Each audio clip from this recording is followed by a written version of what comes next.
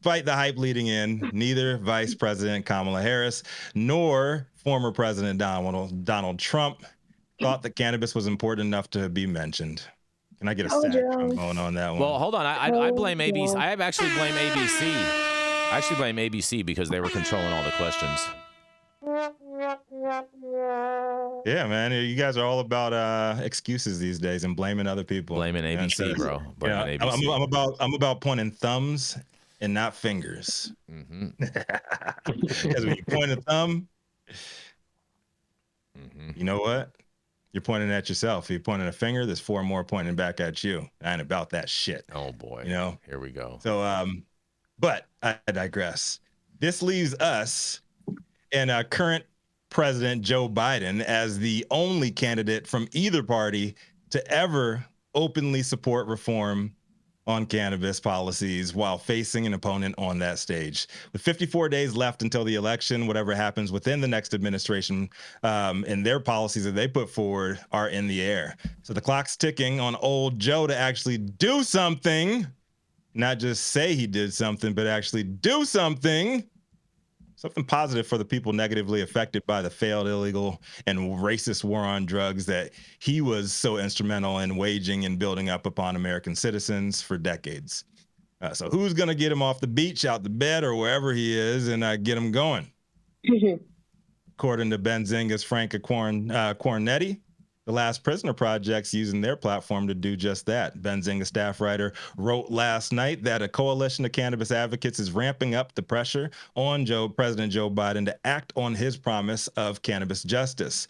On Tuesday, the Last Prisoner Project and several partner organizations announced the Countdown for Clemency campaign, urging Biden to grant clemency to nearly 3,000 individuals still incarcerated for federal marijuana offenses, as first reported by Marijuana Moment.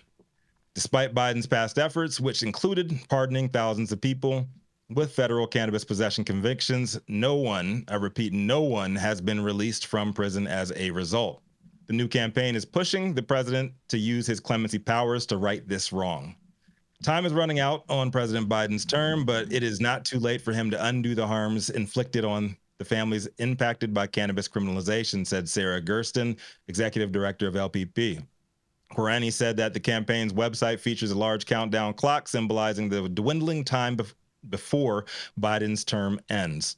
And while Biden's pardons have helped people clear their records, the administration has not commuted the sentences of those still behind bars for cannabis-related offenses. Do not believe the hype. It's not a partisan issue. It's just not getting done. Recent polls show that Americans overwhelmingly support clemency for those incarcerated for marijuana offenses now legal in many states. 84% of voters support releasing people serving time for cannabis crimes, while 72% approve of Biden's previous pardons for nonviolent possession convictions. The campaign for clemency has gained momentum in Congress, where 36 lawmakers wrote to Biden in March, urging him to commute the sentences of nonviolent cannabis offenders. Biden, however, has maintained a cautious stance. At a Wisconsin campaign stop earlier this year, he expressed support for rescheduling marijuana, but drew a distinction between users and dealers. If you're selling it, if you're outgrowing, it's a different deal. There's no deal, so stop saying it's different. Anyways, with the 2024 election approaching, the administration appears aware of the growing public demand for cannabis reform. Both Biden and Vice President Kamala Harris have emphasized their efforts to address the issue, including a carefully timed announcement on April 20th, a significant date in cannabis culture. Again, the posturing, the bullshit, the gaslighting continues.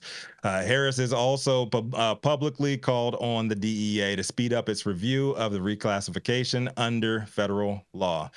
With only months left in Biden's presidency, the clock is ticking for thousands of individuals still serving time for cannabis offenses. All right, so let me handle this. All right. 54 days till election, 131 days till old Joe got to get his ass off the sticks. Props to LPP for putting their justice behind the Countdown to Clemency campaign and sharing their platform with others to amplify the message. I do wish, however, that they would have used this opportunity to draw more attention to the other lesser-known regional and local warriors for justice that they have partnered with, especially given the drama tied with to the organization right out the gate when they were first getting started. But this is a good thing nonetheless. And if nothing at all today, please head over to cannabisclemency.org and sign the damn petition. If you don't want to draft your own letter in the allotted section that they have there, it'll take you literally less than 30 seconds to get it done. Sacrificing 30 seconds is nothing compared to the years and decades unfairly given to the remaining war on drugs prisoners of war, the POWs that are still behind bars while we are out here making money off the plant. So let's get these people home. I'm Rico Lamitte, the dopest dad on the street for High at 9 News. Let's talk about it. Man, I tell you what, I don't think anything is going to happen with this. I think the only person who's going to get a pardon is going to be Hunter Biden. How about we keep it on this, man? How about we keep it on this, man? Like, that was. I was saying I don't think he's gonna act. I don't think he's gonna do anything. That seemed like a shot. It seemed like a shot. I mean, like, I'd love to see him come through with his promises, but I mean, what have we seen so far? He's asleep. He doesn't remember to do so. And the most important thing is, if you guys out there who are free, going about your happy ass days, petting your dogs, seeing your children, can't take 30 minutes out of your day to go sign this petition, then I'm looking at you, point a thumb that way, because that is the problem. I think the best we can do is hold people accountable. Do you think? Exactly. 30 seconds. I've been complaining for 30 seconds already this morning, so you guys can do it. Do you think the petition's really going to get anything done? I mean, like, listen, we sign letters every time I go to an event. I take Freedom Grows petitions with me. I have those signed at my booth. I mean, like, we're doing what we can, right? And the best thing that you can do is to keep your foot on the gas pedal and try to ram it up these politicians' bottoms as hard as you can until maybe they get sick of seeing it or want to leave something positive of their legacy. And at this administration, you'd think they'd want one win, right? Where the people are like, hey, he did something for us. So, I don't know, but we're going to do them. We're going to write them, and hopefully that'll bring attention to the people who deserve justice. Look at that, Rico. Jenny bought a filter. I don't see any appetite in Washington to do anything about cannabis, period. None. It's not an issue that's resonating in these debates or in the discussions going on across the country to get these swing state voters. So I don't see, it's not going to change the attitude of these undecided voters right now, and that's where they all got to focus. And Congress has got their thumb up their ass. So I just don't see it happening. And Biden, I mean, if you can wake him up enough to ask him what he thinks, he orchestrated a goddamn war on drugs and the minimum mandatories and the Clinton crime bill. And so I don't see him wanting to back off of that because his mama told him weed was bad. And, you know, that's the problem we have. Policymakers, when their mama tells them weed is bad, my mama must be right, despite all the facts being shoved in their face. Not to mention too, Dale, back in the 80s, President Biden was working on some legislation with a co-sponsor by the name of Strom Thurmond that would have created a whole new kind of drug agency that they were really trying to push back in the 80s, and fortunately that was killed.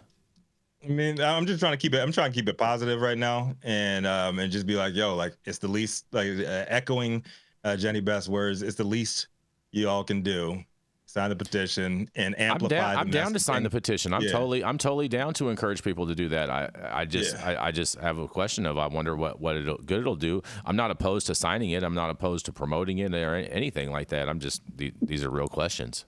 But I think saying, like, I don't think that this is actually going to work, do you think they actually read it, is unintentionally discouraging, right? Because, like, yeah, I'll go out and try something, but if we're sitting there and saying, well, it's not going to work anyway, it's not going to work anyway, do it anyhow. I'm still participating, even if I don't think it's going to do anything. I still think it's good. I restrained myself.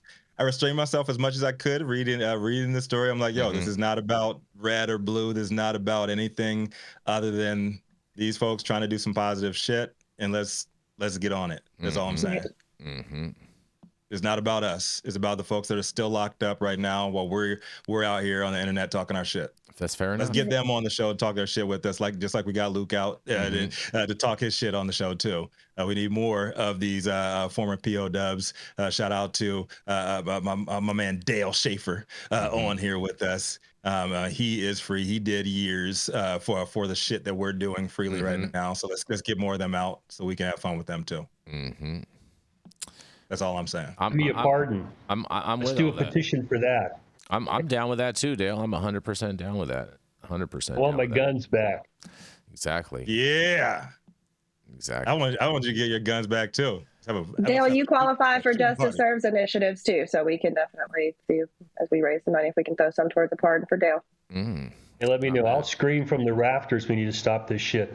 There's so many of us that are carrying baggage around from doing stuff that today people are making money from and legally. We need to wipe that off of people's records, because I carry a felony with me.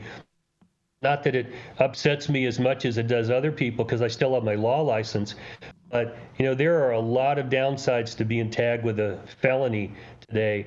And it just needs to be wiped off, because none of us were trying to go out and rob, cheat, steal, lie to people. We're trying to help people that were sick. And in my case, Molly had cancer, for God's sakes. It's mind-boggling that the way they wrap you up in this and then just leave you dangling out there. Well, we'll help someone who got possession.